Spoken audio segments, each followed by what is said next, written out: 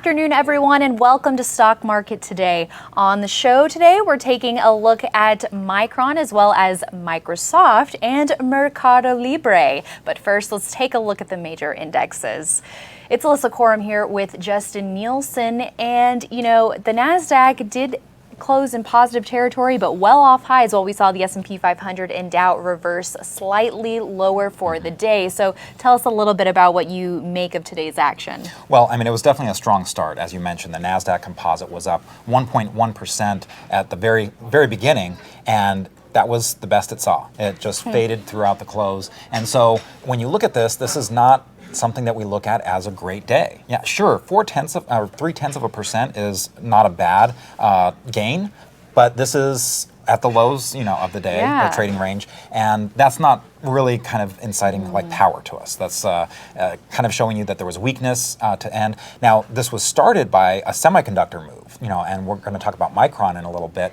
But when you look at it overall, that reversal is something that should have you concerned. The 8,000 level that we crossed yesterday on the Nasdaq Composite remain to be resistance here today. And this is also what we call an inside day. That's where the previous day's high and lows are both higher and lower than this day. And so when you get an inside day like that, it doesn't tell you much about direction. So this just wasn't a day of power. Yeah, still searching for direction here. And Ed and I mentioned yesterday that we fell below the 10-day line. Right. And now also, looking a little closer there, that's also somewhat of a resistance level potentially here with the Nasdaq closing below that short-term trend line. Right, and so for shorter-term traders, that's something that can kind of suggest that there might be some weakness on the short term, over the next 5 to 10 days. So if you're looking 2 weeks out, you could expect that we might not get back to new highs. Now, granted, this is a news-driven environment where we've got the trade talks going on with China. That was one of the catalysts today, along with the semiconductor move.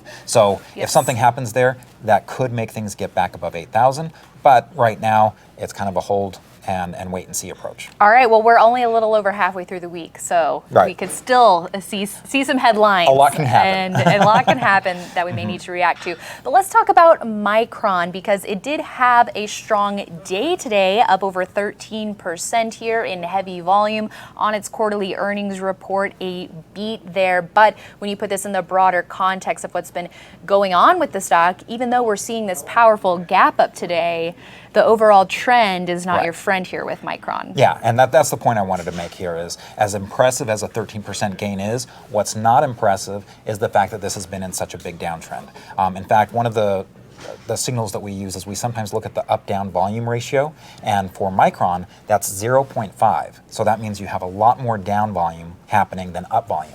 Now, when we take a look at Microsoft and Mercado Libre a little bit later, they're much higher. They're at 1.3 and 1%. So it's a little bit more even and in favor of the up volume in those cases. So when you see a downtrending stock like that, usually we don't want to touch it until it gets back above the 200-day moving average line. Right. And so Micron has a ways to go here. Yeah, and not only that, it's looking like it's hitting resistance at that downward sloping 50-day line. So it wasn't even able to close above that level today. That can be an issue. So for as much strength as there was in the semiconductors, and a lot of that fueled by Micron, I'd much rather look at something like AMD that is in an uptrend that's pulled back and is showing relative strength. All right, well, next, let's take a look at Microsoft, which finished up fractionally today. But the key here, though, with Microsoft is this chart action here. So let's go ahead and take a look at the chart here for Microsoft. This fractional gain comes after a loss of over 3% in the prior session after hitting an all-time high. Yeah, so now what Microsoft was coming out of here was a flat base. And what was interesting about the flat base, and you can see this on the pattern recognition that's on MarketSmith, that flat base consolidation that it was coming out of was only a 9% correction. The Nasdaq Composite, it was a really tight base. Yeah, it was very tight. The Nasdaq Composite corrected 10%. So usually you expect growth stocks to correct more than the market, but in this case, Microsoft was actually holding up very well. And it's those kinds of stocks that get that relative strength that we're most interested in any move forward. So once we got the follow-through day, this was definitely high on our radar. What's happening now is it's still in that buy range from that flat base.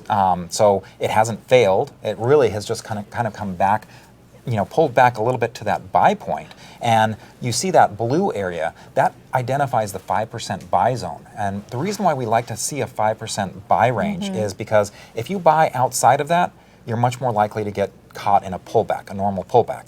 What are we seeing right now? It's a pullback. If you had bought outside of that range, you might be getting shaken out. So staying in that range really can help you out with your purchases.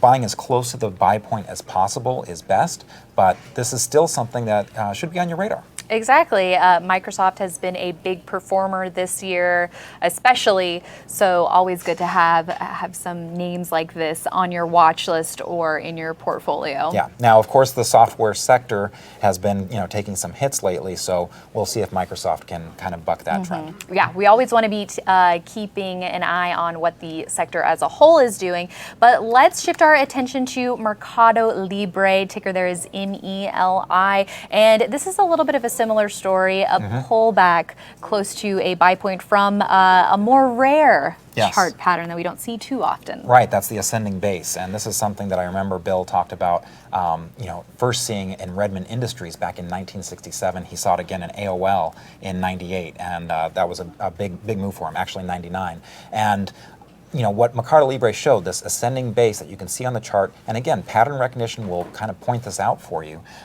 It broke out of there. There really wasn't a lot of volume on the breakout, and that's something we do like to see, that institutional involvement. A little bit of a red flag or yellow flag there, but caution. What's kind of interesting now is in this pullback, it's had even less volume. So that's a positive. So if it can kind of hold that level of its previous buy point and that volume, that has been low, if we can see some influx of volume, because that tells us institutions are involved, that might put this back in a more interesting category. Right, yeah, because when you compare the price action to what we saw for Microsoft, this has had quite a few more down days in a row here. Right. But that's why you always want to check the volume too. Oh, well, was this pullback in heavy volume? We want to see those pullbacks into the buy zone or to the buy point coming in light volume, a gentle pullback. Right, exactly. And it basically tells you that, look, you might be shaking some people out, but you're shaking out weaker holders.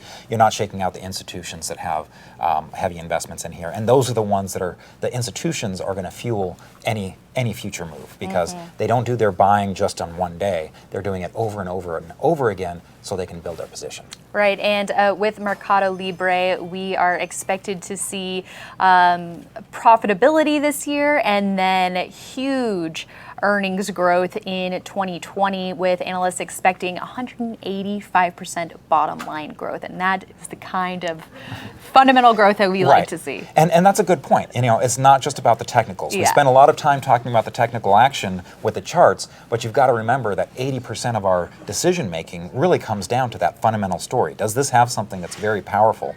And you've got a lot of things. I mean, Argentina has had a lot of movement lately in terms of a lot of stocks down there. And so Mercado Libre is kind of also in line with that excitement in the country. Exactly, and the market's another key, so we'll have to see if it can cooperate. We have to have that in our favor as well.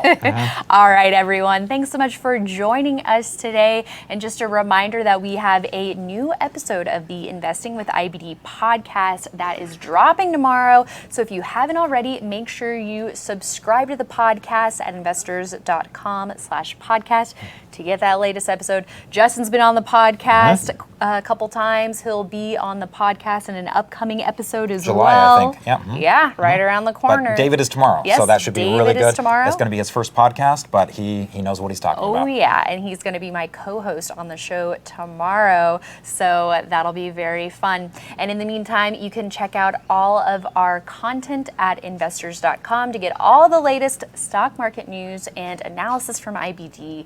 And you can check us out also across social media, whether that's on Facebook, Instagram, YouTube, or Twitter. So you can stay up to date on all the latest, and you can also reach out to us on Twitter as well as our other IBD staff members if you have any questions. We'll be happy to answer those. All right, everyone, thanks for watching, and we'll see you back here tomorrow.